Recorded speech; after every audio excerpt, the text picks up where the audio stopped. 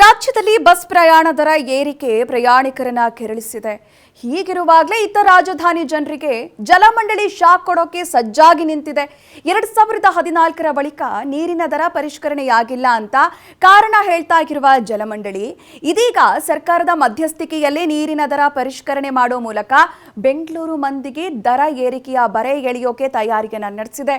ನೀರಿನ ದರ ಏರಿಕೆಯ ಬಗ್ಗೆ ಇತ್ತೀಚೆಗಷ್ಟೇ ಬೆಂಗಳೂರಿನ 27 ಶಾಸಕರಿಗೆ ಪತ್ರ ಬರೆದಿದ್ದ ಜಲಮಂಡಳಿ ಡಿಸಿಎಂ ಸಭೆಯಲ್ಲಿ ದರ ಏರಿಕೆಗೆ ಬೆಂಬಲ ಕೊಡಿ ಅಂತ ಮನವಿಯನ್ನು ಮಾಡಿತ್ತು. ಶಾಸಕರು ಕೂಡ ಎಸ್ ಅಂತ ಹೇಳಿದ್ರು.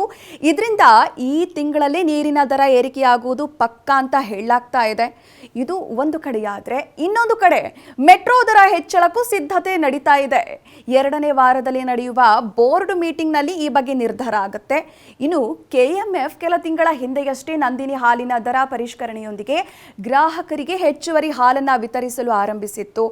ಈಗ ರೈತರ ಹಿತದೃಷ್ಟಿಯಿಂದ ಮತ್ತೆ ಲೀಟರ್ಗೆ ₹5 ಹೆಚ್ಚಾಗುವ ಸಾಧ್ಯತೆ ಇದೆ.